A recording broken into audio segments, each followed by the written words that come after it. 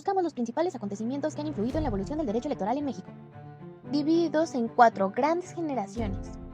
El Instituto Nacional Electoral es una institución del Estado mexicano producto de las múltiples transformaciones que han experimentado los procesos electorales en México y desempeña una serie de actividades para garantizar que los ciudadanos ejerzan en libertad su derecho al voto. El sistema político mexicano entró en una nueva etapa luego de las elecciones presidenciales de 1940. En 1946, Ávila Camacho promulgó la Ley Federal Electoral y creó la Comisión Federal de la Vigilancia Electoral. En 1953, se reconoció el derecho al voto a la mujer, que fue ejercido por primera vez en 1955. Luis Echeverría llegó al poder en 1970 y el PAN impulsó desde el norte una nueva alternativa política en 1983. Se otorgaron al IFE las atribuciones para que definieran topes a los gastos de campaña y expidieran las constancias de mayoría y declarara la validez de las elecciones de diputados y senadores. Primera generación. La reforma electoral se concibió como un factor entre factores, disímbolos, pero al fin y al cabo determinantes por su impacto a la legitimidad del régimen. La crisis económica de 1976 fueron los detonantes de la reforma política de 1977. Las elecciones federales subsecuentes de 1964, 1967 y 1970 sirvieron para valorar la efectividad de los cambios. Llegando el año 2000, el propósito con el que se impulsó en las reformas de esta generación se había incumplido y el mosaico electoral estaba completado. Segunda generación, la función electoral y sus instituciones autónomas e independientes.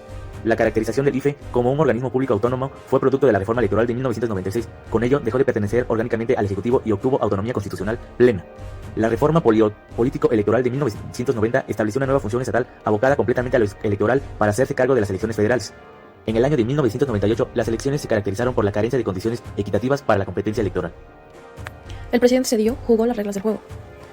La reforma de 1996 permitió que el Tribunal Federal Electoral se incorporara al Poder Judicial de la Federación.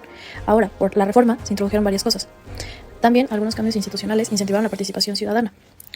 Fue en 1997 que las elecciones consolidaron la credibilidad ciudadana en el IFE. Continuando, en el año 2003, ningún partido político alcanzó la mayoría absoluta en los órganos representativos.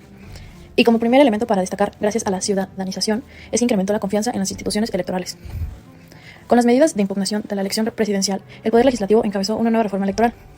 Ahora, para lograr reducir el gasto de los partidos y evitar vínculos con los medios de comunicación, se hizo lo siguiente. Después, con la reforma del 2014, se manifestaron varias cosas.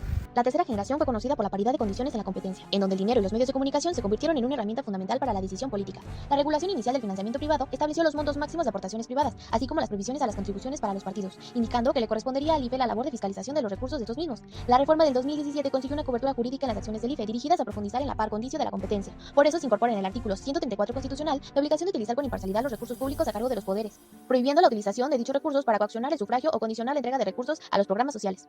La cuarta generación, conocida por la nacionalización de la función electoral, enfatizó la necesidad de modificar el modelo de organización adoptado desde 1946. En 2007 se aproximó a crear una autoridad electoral de carácter nacional encargada de la organización de los procesos electorales a nivel federal, estatal y municipal, lográndose la reforma de 2014 convertirse en el Instituto Nacional Electoral con alcance nacional y competencia sobre los procesos electorales de todo el país, pues el artículo 41 constitucional le concedió la capacidad de decisión plena en materias tan elementales como la capacitación, la geografía electoral, el padrón, las listas electorales, la ubicación de casillas, la designación de sus funcionarios, los lineamientos en materia de resultados preliminares, entre otros. El camino ha sido largo y aún no ha terminado, pero la vida electoral en México a través de sus años está tomando un rumbo de participación y transparencia.